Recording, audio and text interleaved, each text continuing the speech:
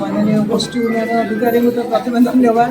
एत वर्ष पर ये जो पंचम साधारण बैठक आज सोरडाठार अनुष्ठित है माननीय विधायक नीलगिरी किशोर उपस्थित थे समस्त निर्वाचन प्रतिनिधि सरपंच माननीय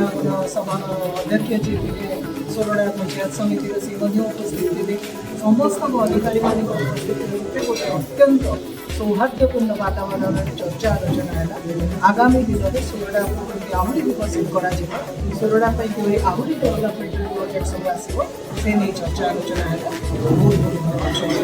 आसिका संसदीय क्षेत्र में विरोधी तो किसी ना कि तो किसी कहना कहते गोटे खुशी लगुच जहाँ विरोधी मत खोजुं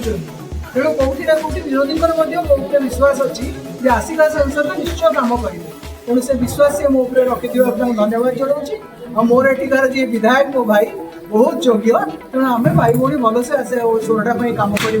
विरोधी धन्यवाद धन्यवाद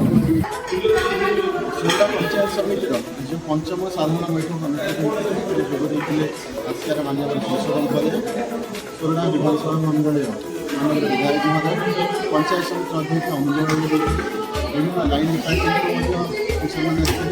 पंचायतर विभिन्न पंचायत सरपंच सदस्य जिला प्रशासन आम ये सकारात्मक भाव आलोचना कर विभिन्न प्रोजेक्ट विषय विभिन्न डिपार्टमेंट विषय अभाव असुविधा माननीय विधायिका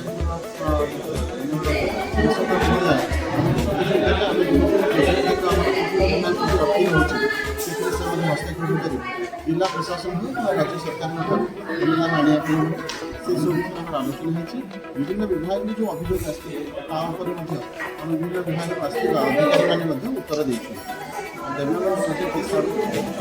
से